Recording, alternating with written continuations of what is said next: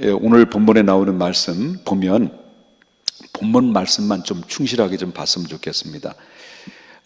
무슨 말이냐면 여러분들 한번 질문을 드리겠습니다. 여러분 다 예수님 믿으시잖아요. 그리고 여러분들은 하나님의 자녀가 되는 권세를 가지고 있잖아요. 그러면 이 땅에 살아가면서 하나님께서는 분명히 말씀하셨는데 이 땅에 살아가면서 하나님의 자녀들에게 땅의 기업도 주신다 그랬거든요. 이 땅에 살아가면서 땅의 기업. 그런 이 땅의 기업이라고 하는 것은 우리가 이 믿음의 사람들이 이 세상에 살아가면서도 하나님의 복을 받으며 살아갈 수 있다라는 거예요. 그리고 또 무엇을 통해서 증명할 수 있냐면 언제든지 바로 역사 속에서는 바로 하나님의 말씀과 하나님의 은혜가 임한 곳에는 항상 뭐가 따라왔냐면 축복도 따라왔다는 거예요. 경제적인 축복이에요. 이건 내가 말하는 건 경제적인 축복이에요. 그러니까 하나님을 잘 믿는 믿음의 백성들이나 하나님을 잘 믿는 믿음의 나라들을 보면 전부 다 바로 뭐냐면 하나님의 인도하심을 까닭에 하나님의 축복을 다 받고 살아왔다라는 거예요. 그러니까 우리나라도 경제가 굉장히 급속도로 발전될 때가 오냐면 새마을 운동 펼치고 이렇게 박정희 정권이 들어와가지고 그때부터 많이 경제적인 부흥이 일어났다고 하지만 그때 경제적인 부흥이 일어나기 이전에 뭐가 있었냐면 기독교의 부흥기였습니다. 기독교의 부흥기. 다시 말한다면 이 기독교가 70년대, 80년대가 왕성하게 부흥이 이루어짐에 까닭에 바로 이 교회가 바로 이 세상을 주도를 할 수 있을 만큼 상당히 많은 영향력을 끼쳤다는 거예요. 그것이 무슨 영향력이냐면 선한 영향력이었다는 거예요. 이 선한 영향력을 끼침에 까닭에 하나님께서 그 기독교의 사람들, 중요한 믿음의 양심이 바르고 정직한 사람들이 그 굵직굵직한 사람들이 그때 당시 70년대, 80년대 보이지 않는 가운데서 그 안에서 많은 정치, 경제, 사회 여러 가지 문화적인 문제 앞에 전부 다 이 선한 영향력을 끼쳤다라는 거예요. 그러면서 보이지 않는 그런 힘이 작용돼서 나라가 경제적으로, 정체적으로 모든 문화적으로나 볼 때 모든 것이 전부 건강하게 이 사회를 이루어 나가는 그런 발판을 만들어 놓는 가운데서 바로 언제나 그 안에는 기독교가 선두주자로서 그 일들을 했다는 거예요.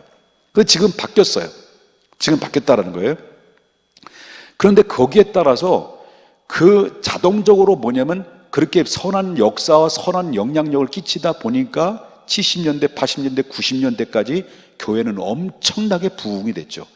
이 부흥기가 임하게 됐죠. 근데 그때 당시에 70년대, 80년대, 90년대까지 2000년대 초반까지는 경제가 세계 11위까지 올라가는 그런 놀라운 업적을 남기는 엄청난 이 괴력을 발휘했던 나라가 이 전 세계에서 전후무한 거예요. 이렇게 급속으로 성장한 나라가 찾아볼 수 없을 만큼 대한민국이 널리 알려지게 됐고 또 여러분 알다시피 88년도에 뭐가 있었어요? 올림픽이 있었잖아요. 그 다음에 2002년도에는 이 월드컵 축구 여기 한 방 터뜨린 거예요. 그래서 전 세계가 대한민국이 어디 있는지도 몰랐던 사람들이 전 세계가 시선이 대한민국에 쏠려 있었고 대한민국이 전 세계화를 발판을 마련하는데 주도적인 역할을 감당하는 그런 위치까지 올라갈 수 있습니다. 이런 단계까지 이랬다는 거죠. 그게 뭐라고 보냐면 복음이 가는 것에는 뭐가 있냐면 축복도 따라왔다는 것을 여기서 증명으로 보여주는 것이고 그 전부터의 역사는 인류의 역사 속에는 언제나 하나님의 은혜와 하나님의 말씀과 교회가 있는 곳에는 언제나 경제적인 부흥도 동시다발적으로 따라왔다라는 것입니다. 그건 뭘 말하냐면 바로 생사화복을 주관하시는 것은 인간의 힘에 의해서 노력에 의해서도 물론 있겠지만 거기는 한계가 있다는 거예요.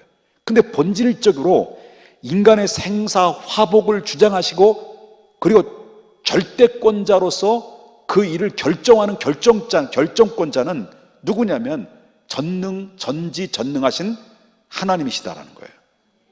왜? 이 모든 세계가 누구의 손에 의해서 만들어졌냐면 저절로 탄생한 것이 아니라 하나님이 창조하신 창조주가 누구냐면 살아계신 하나님 아버지인 거예요. 그렇기 때문에 모든 복과 저주는 누구 안에 있느냐면 하나님 안에 들어있는 거예요. 그래서 하나님의 기쁨이 되면 자동적으로 거기에 따라오는 하나님의 축복도 임하게 되는 것인데, 이제는 이제 2000년 후반기부터 시작하면서 점점 기독교가 뭐예요? 하향 곡선을 틉니다.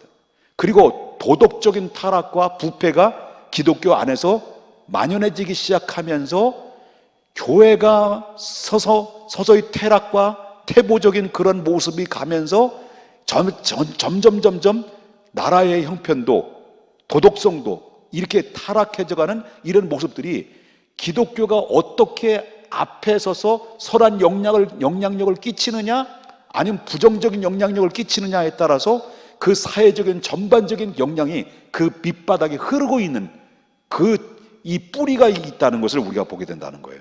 그만큼 하나님을 믿는 믿음의 백성들의 영향력이라는 것은 정말 어마무시한 영향력을 가지고 있다는 것을 보게 되는데, 그 기독교 안에는 누가 포함되어 있느냐면 저와 여러분이 들어있다는 거예요.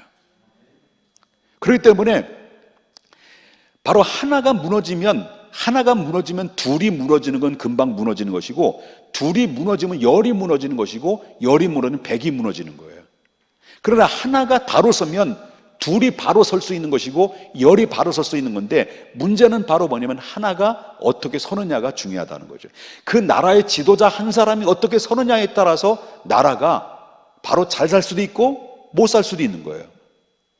교회 지도자가 어떻게 믿음으로, 말씀으로, 그리고 하나님의 비전, 하나님의 기쁨으로 방향을 어떻게 제시하느냐에 따라서 그 교회 성도들은 행복해질 수도 있고 불행해질 수도 있다는 거예요. 모든 것이 그 안에 선한 영향력이 있고, 그리고 모든 또 부정적인 영향력이 있는데, 그만큼 하나님을 믿는 믿음의 백성들은 영향력을 가지고 살아간다라는 것을 인지하며 살아가야 된다는 것을 보게 된다는 거예요.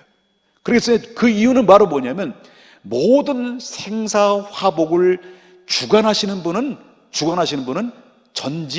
전능하신 하나님의 결정에 의해서 이루어진다는 것을, 여러분 그 전제 조건을 반드시 믿고 여러분 바라보면서 하나님의 말씀 앞에 우리가 깨어나지 않으면 안 된다라는 것을 보게 되는데, 그것을 뭘로 보면 아냐면 오늘 본문에 나오는 말씀을 읽었잖아요. 몇 절을 읽었어요? 2절을 읽었잖아. 2절을 읽은 중에서 그 첫 번째 17절 말고 18절에 하나님 안에 가지고 소유하고 있는 게 있는데, 그걸 소유하고 있는 것을 어떻게 소개하고 있습니까? 자, 18절을 보겠습니다. 부귀가 누구에 있고요? 내게 있고. 그 내게 있다는 것은 누가 하시는 거예요? 하나님이 있는 거, 하나님. 부귀가 하나님 안에 있고 장관 재물과 공의도 어떻다는 거예요? 하나님 안에 들어있다는 거예요. 믿습니까? 그런데 21절에 보니까 그 재물, 부귀와 영화, 이 모든 재물들을 누구에게 주느냐? 21절에 뭐라고 그래요? 이는 누굴 사랑하는 자? 나를 사랑하는 자, 즉 하나님을 사랑하는 자가 하나님의 안에 가지고 있고 소유하고 있는 그 모든 준비된 재물을 얻어서 곳간에 채우게 하려 합니다. 이해되셨어요?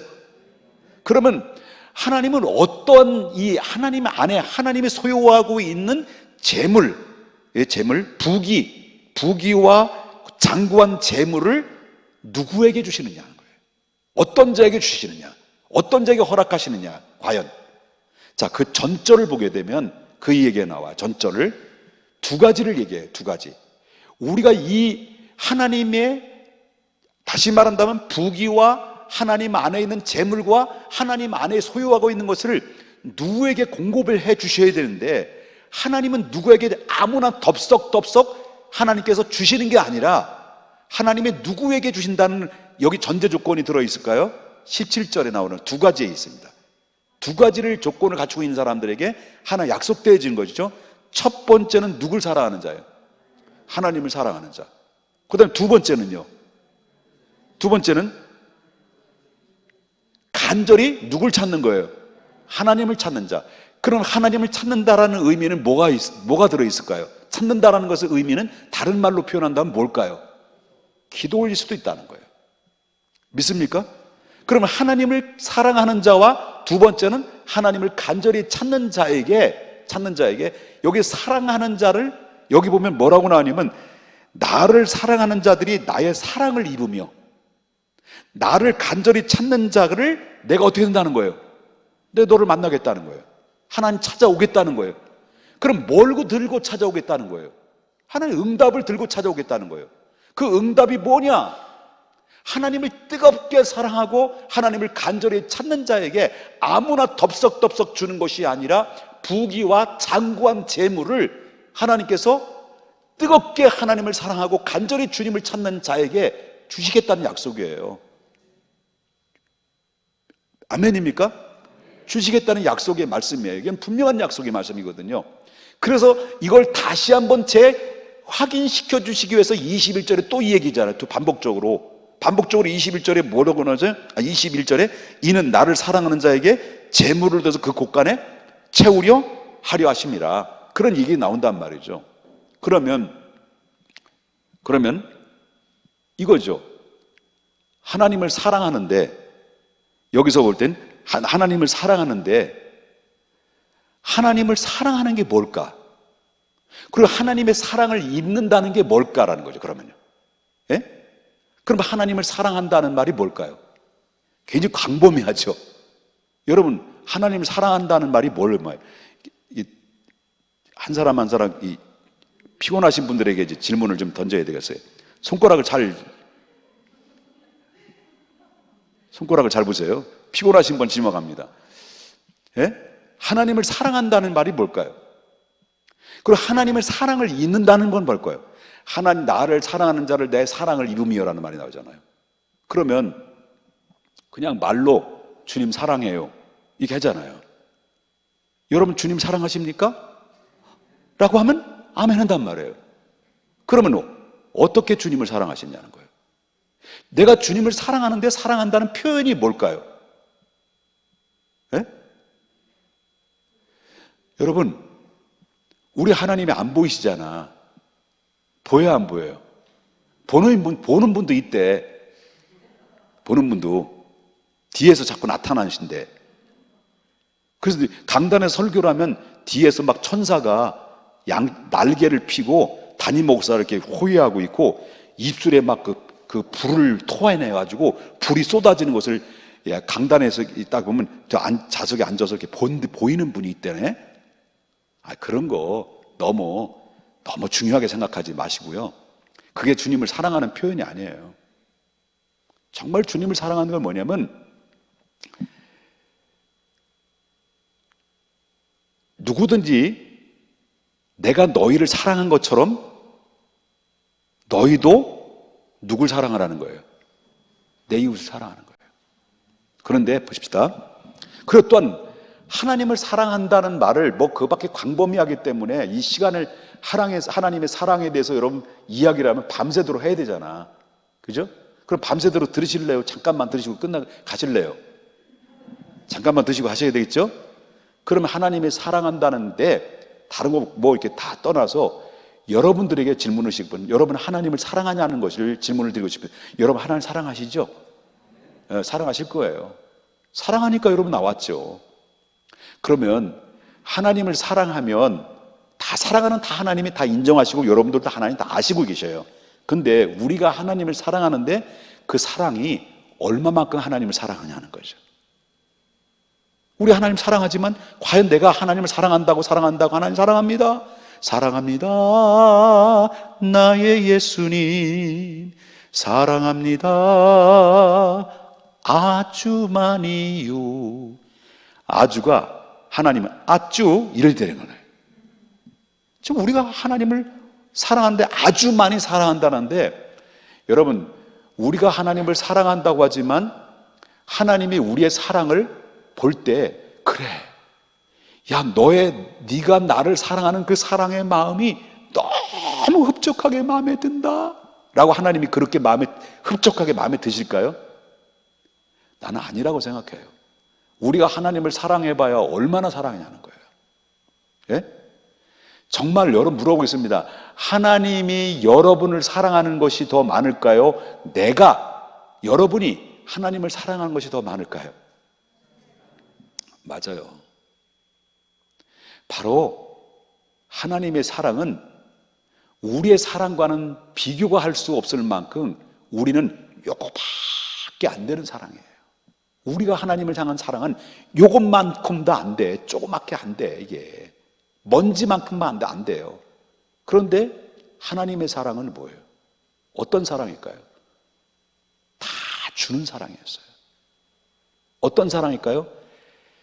하나밖에 없는 독생자를 십자가에 내줄 만큼 우리를 사랑한 거예요. 하나밖에 없는 독생자, 십자가를 내어 준 만큼 우리를 사랑했다는 거예요. 이 사랑은 어느 순간에 있다가 없어지고 없다가 있어지는 거 아닙니다. 우리가 또 변덕스럽게 주님을 사랑한다, 미워한다, 실망했습니다, 하나님 그럴 줄 몰랐습니다, 이런 사랑이 아닙니다. 이것은 바로 뭐냐면 하나님이 나를 향한 사랑은 어떤 사랑이냐고 한다면 저는 이렇게 표현하고 싶은 거죠.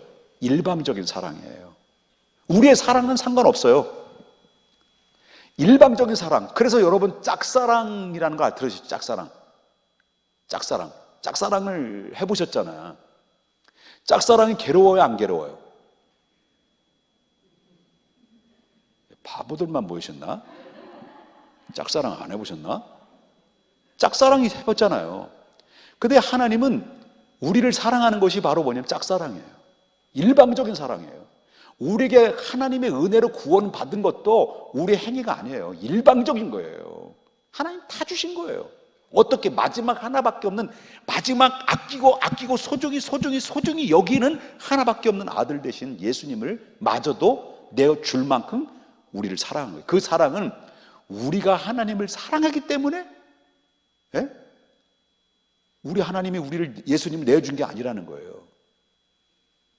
그러니 모르는 하나님, 그러면 우리가 하나님을 만족할 만큼 사랑을 할 수 없는 게 뭐냐면, 사랑할 수 없는 게 있다는 거예요. 사랑할 수 없어요, 하나님을. 근데 우리가 사랑한다는 표현이 뭘까요? 하나님을 사랑한다는 표현이 뭘까요? 이걸 알라는 거예요. 이걸 알라. 하나님이 나를 위해서 일방적으로 다 주셨다는 것을 주님 조금이나마 알겠습니다. 그걸 깨달았습니다. 그걸 이해했습니다. 하나님이 나를 얼마나 사랑했는지를 그걸 느끼고 그 안에서 정말 하나님의 은혜 때문에 감사하고 감격해하는 그 행동과 그의 마음을 품는 그 마음의 자세는, 그것은 바로 우리가 하나님을 사랑한다는 표현이다라고 하는 거예요. 하나님은 다시 말한다면 하나님의 사랑을 알아주는 거예요. 하나님의 사랑을 이해해 주는 거예요. 하나님의 사랑을 주권을 우리가 인정하는 거예요. 그것이 하나님을 사랑한다는 표현이라는 거예요. 우리가 하나님을 사랑하면 얼마나 사랑했냐는 거예요. 뭐 부부싸움하고 오셨나 이렇게 반응도 없으시고. 이해되신 거예요? 하나님은 이러한 자를, 다시 말한다면 내가 너를 사랑한다라는 사실을 조금이나마 이해하고 깨닫는 자에게는 하나님의 사랑을 잊는다라는 말은, 그 사랑을 잊는다는 그 이금이 바로 뭐냐면 하나님이 이 세상에 살아갈 지혜를 하나님이 허락해 주신다는 얘기예요. 사랑을 잊는다는 것은. 그게 이 지혜와 지식은 다른 거예요. 여러분 세상에서 공부를 열심히 했다고 해서 세상에 성공하는 건 아니잖아요. 그렇기 때문에 하나님이 이 땅에서 바로 하나님의 사랑을 잊는다는 것은, 하나님께서 주시는 그 사랑을 잊는 부분은, 그것은 바로 뭐냐면 이 땅에 살아가면서 지혜를 얻는데, 그 지혜가 바로 어떤 지혜냐? 그 18절에 그것을 소유할 수 있는 지혜, 그걸 하나님이 주신다는 거예요. 그 다음에 하나님은 어떤 자에게 덥석덥석 안 주고 어떤 자에게 주신다느냐면, 두 번째는 17절을 보십시다. 첫 번째는 나를 사랑하는 자들이 나의 사랑을 입으며, 그 다음에 두 번째는 나를 간절히 찾는 자가 나를 만날 것이다 알았어요. 그럼 간절히 찾는다는데, 이 기도하는 자라고 그랬잖아요. 하나님은 기도하는 자를 찾아오신다는, 기도하는 자에게. 기도하는 이 말씀 그대로 직역하게 되면 하나님께 기도하는 자에게 찾아오신다는 거예요. 누가? 하나님이 찾아오신다는 거예요. 바로 이곳에 하나님이 이미 함께 하심을 저는 믿습니다. 아멘입니까? 이곳에 기도하는 자리에 하나님이 함께 하시고 예수님께서도 뭐라고 말씀하시냐면 누구든지 주의 이름으로 두세 사람이 모인 곳에 내가 너희와 함께 하겠다는 거예요. 그 얘기하고 있다는 거예요. 그럼 우리가 기도하라는 게 뭐냐면 우리가 기도하면 얼마나 기도할까요? 다시 물어보겠습니다. 내가 기도하는 게 더 많을까요? 우리 주님이 나를 위해서 기도하는 게 더 많으실까요? 예? 내가 기도하는 게 더 많을까요? 주님이 더 우리를 위해서 기도하는 게 더 많을까요? 주님이 우리를 위해서 기도하는 게 더 많겠죠. 우리 기도해봐야 얼마나 많이 기도하겠어요. 그러니까 내가 기도했더니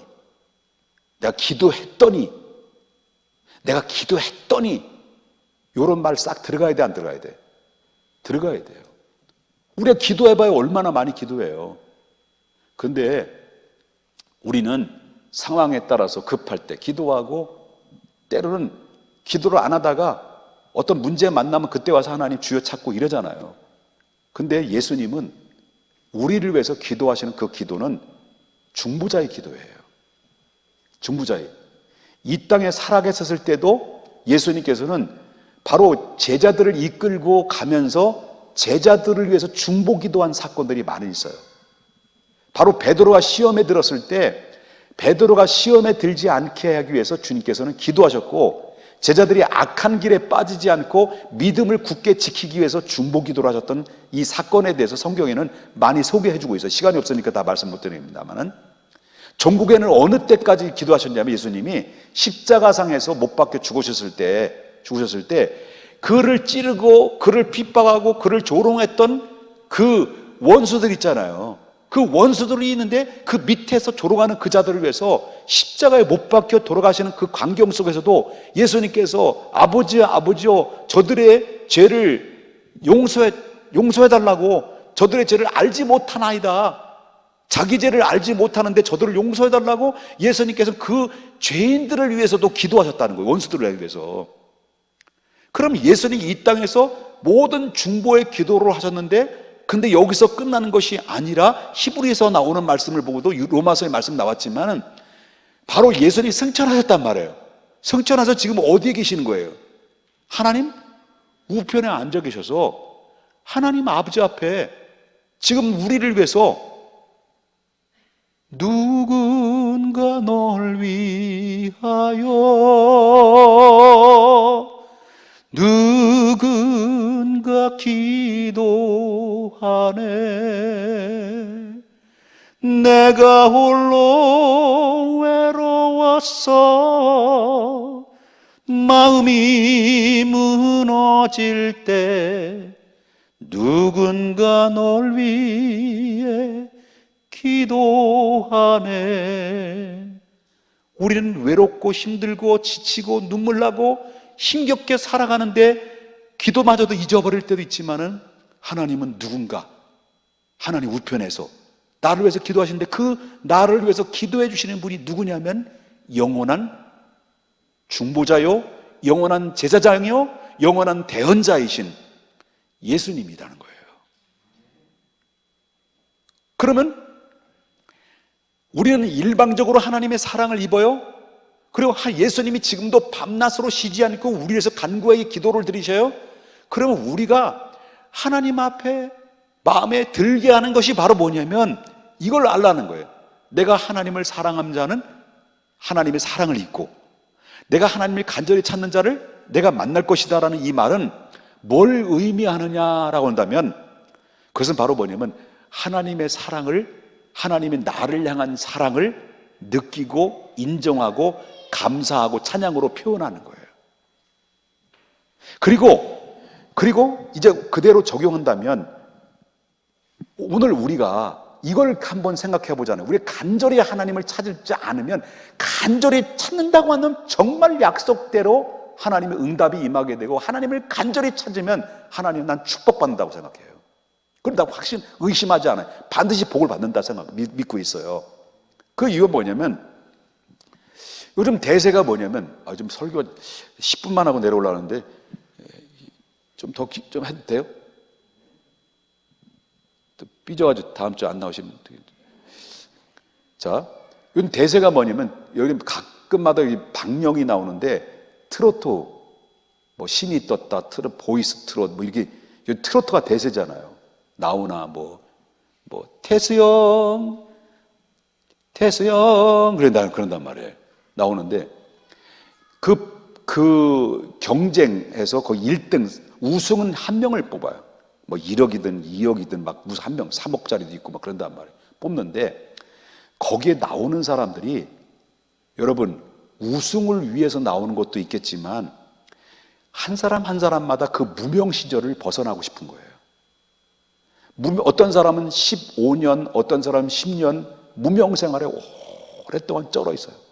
근데 그때 TV에 얼굴을 한번 비치면서 자기 정체성을 드러내고 싶어 하는 그런 간절한 일인데, 이 한 사람 한 사람마다 그 노래를 부르는데, 이 사람들은 뭐냐면 여기에 목숨을 거는 거예요.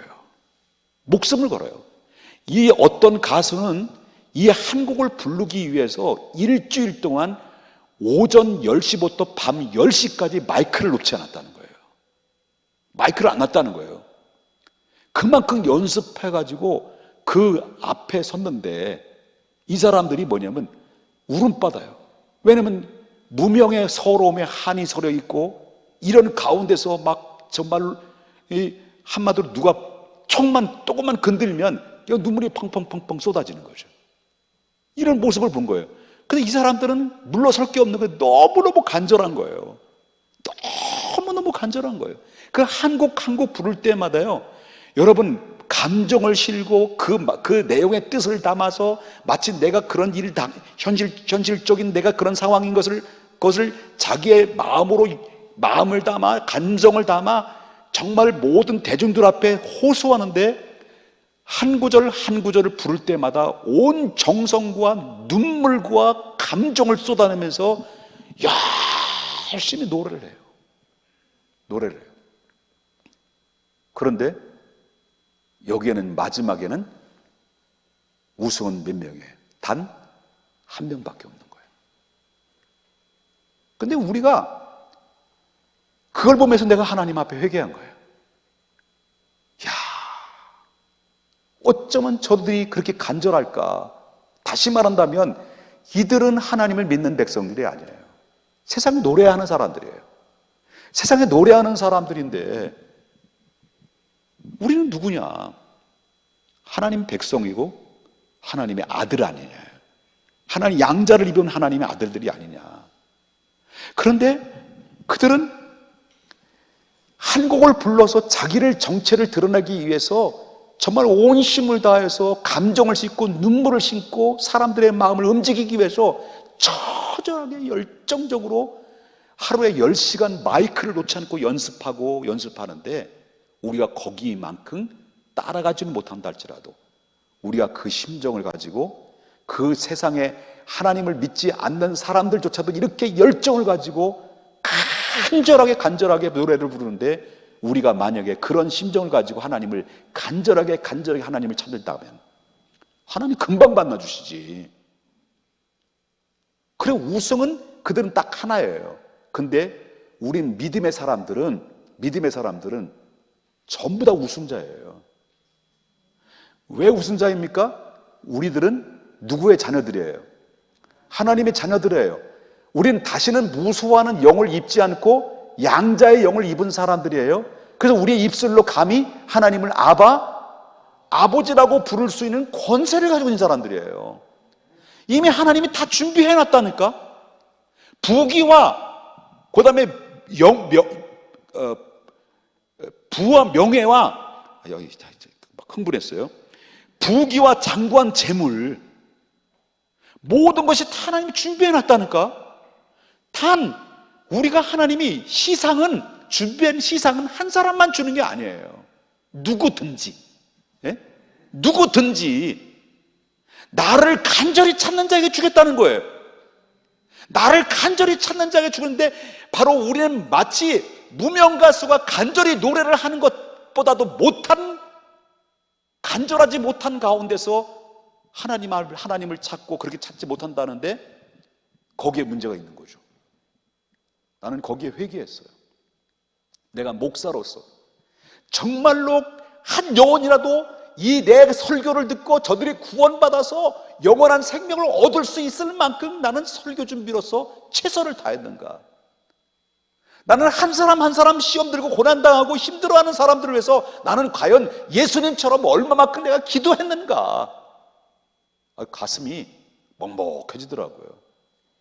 내가 하나님 앞에 부름받은 주의 종으로서 한 영혼에 대한 귀중함과 한 영혼에 대한 소중함을 나는 과연 그만큼 간절한 느낌을 고 간절하게 그렇게 최선을 다해서 했는가?